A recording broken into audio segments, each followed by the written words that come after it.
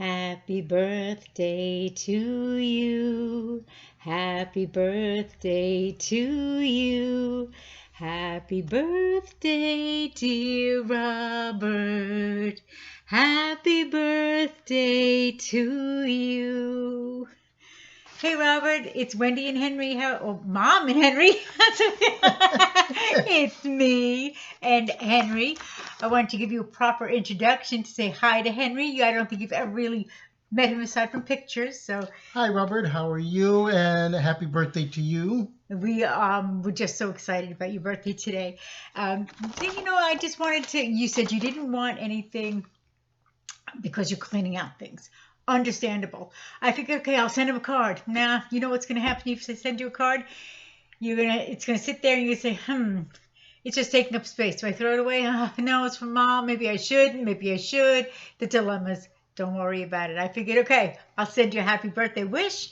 You'll get it, and it won't take up any room except for a little room on your phone. So, but I wanted to, just basically go over a few things that really stand out about you to me.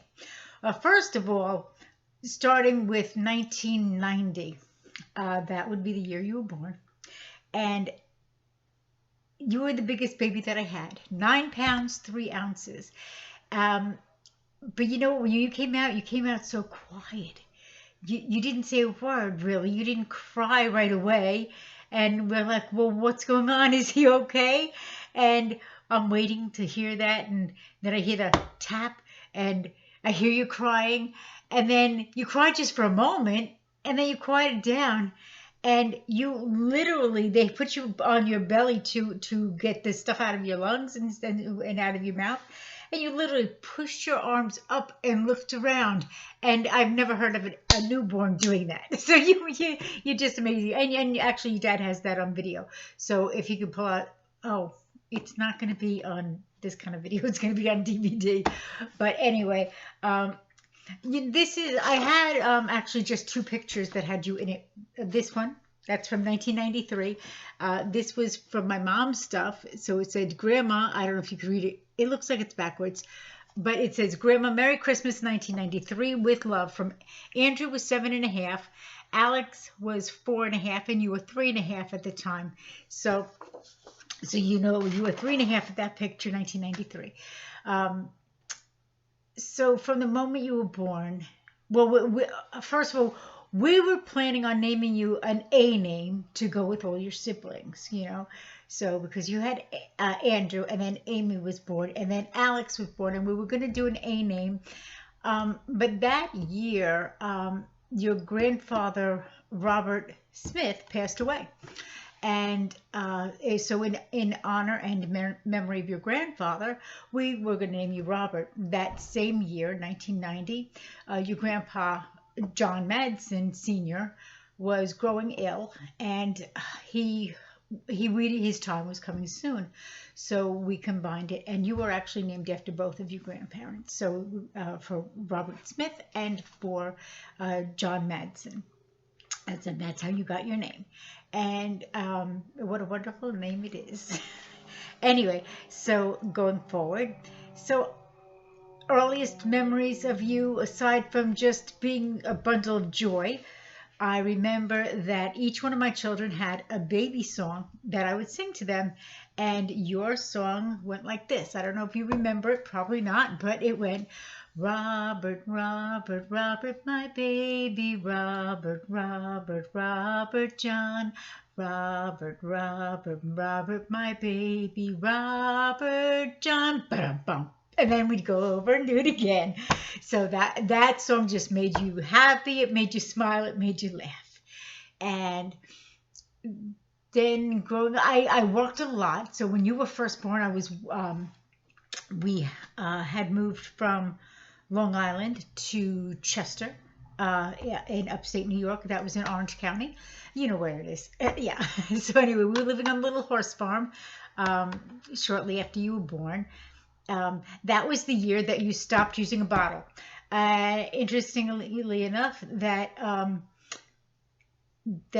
because we were moving and you were stopping using a bottle, your older brother Alex decided that he was going to be a big boy too, and he was going to stop using diapers. So I had you stopping using a bottle, and Alex stopping using diapers. So that was in Chester on the horse farm. So you've had your experience with horses and stuff like that, and I remember after we moved off the horse farm, we moved up to Wurtsboro.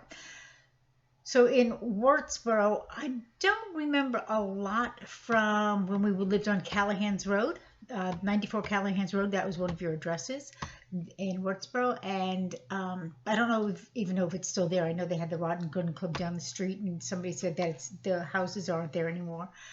But I do remember at that time, well, there was a lot of stuff going on. There was a fire in the house at that time and stuff like that, but that wasn't your doing at all. Don't worry about that. I was working again. I was driving 90 miles to and from work. So a lot of my memories was just going to work, coming back, and then just being tired and going to sleep pretty much. But as you were growing up, there were times when I remember, for some reason, when I got home from work, you would be crying, and I'm like, well, why is he crying? And then your father said, well, he cries once a day. And I was like, he does? Why does he cry once a day? Because it makes him feel better. I'm like, okay. But apparently you cried once a day. But you were very, as a child and still as a man today, you were very caring and loving, and you're very concerned about other people, not necessarily yourself, but about other people. And that was from a very young age. So these are traits that you had with you since the beginning, and you grew up and they grew up with you. And then, of course, as you got older, you were in school, and so some of the things that you did at school, I don't know. So don't tell me if they were bad. I don't want to hear that. But no, I want to hear everything. It's fine. As you were growing up, one of the things that just really stayed with you is your understanding of other people. So you have empathy. You understand other people's feelings. You were never a big talker. So seeing you on Facebook and seeing you active and stuff, doing stuff, just warms my heart. But you always had empathy. You always cared about what other people, for other people. And I always knew that was going to be your thing. That's always going to be your thing. But with that, never forget to care about yourself, because, and I know you say, oh, I do, I don't. And you say, yeah, I do. And you probably put it off because that's what you would do, because you put other people's concerns before yours. But don't. My advice to you is, when people are offering you comfort and support and just to understanding, accept it. Except just as when you want somebody to accept the comfort and support you're giving to them, don't neglect yourself, because you are more worth it than sometimes you might think. You are worth amazing things. You're a beautiful person. You've grown into such a wonderful, caring man. I'm just so proud of you. I really am. I cannot recap your 31 years. Oh, did I say the number? I cannot recap your 31 years in just a few minutes.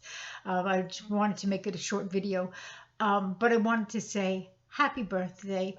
I love you. As I remember things, I'll probably post things on Facebook. I don't have a lot of pictures. A lot of them I think are still up where you live. So, one day maybe I'll get some, or at least copies of something, but I don't have a lot. So I just have a few things. I'll send you a photocopy of this picture that I sent, and I have another picture of you on a magnet on the refrigerator from when you were at elementary school. So I will send you that too. So, but in the meantime, have a wonderful birthday. Just enjoy. Know that even though we're so far apart right now, we're not far apart in the heart. We love you very, very much. I wish you a wonderful year. And just know that whenever you need me, you just call and I am here. Whenever you just, I want to say something. I saw something and I can't afford it, but I wish I had it. It's called a, what was it called? It was a lamp. It was some type of a lamp that when they have it in a bracelet too, but it costs like 200 or something each. And what it is that when you're thinking, it's through the USB or something, and when you think of a person, you could touch the lamp, and the lamp on their end, miles and miles and miles away, will light up, so they know that you're thinking about them. And I was like, that is so cool. I was like, I wish I could give that to each one of my children. And I know Alex wouldn't be able to have the internet, so I was thinking, oh, I can get him the bracelet one, but that's kind of weird. So, but when I saw that, I said, "Oh, what a great gift that would be!" And I forgot what they call it, but it's a lamp that lights up when you touch it, so that you know that I'm thinking about you. And then if you're thinking about me, you can touch the lamp, and I'll know you're thinking about me. But anyway, that's just something that I thought. And I thought it would be a cool thing. But no, I think of you every single day. I pray for you every single day. I love you every single day, more and more and more. And I just want to say again, now I'm already going into like 12 minutes on this video, and I wanted to make it a short 5-minute video. But I love you. I miss you so very much. If you ever get a chance to come out to California, you are more than welcome, of course. Mwah! Happy birthday, sweetheart. Can I say happy birthday again? Yeah, happy birthday, Robert. Okay, and I'll end it with just singing happy birthday one more time. He doesn't sing. Happy birthday to you. Happy birthday to you. That was off key. Happy birthday, dear Robert. Happy birthday to you and many more. Bye. I love you. Mwah.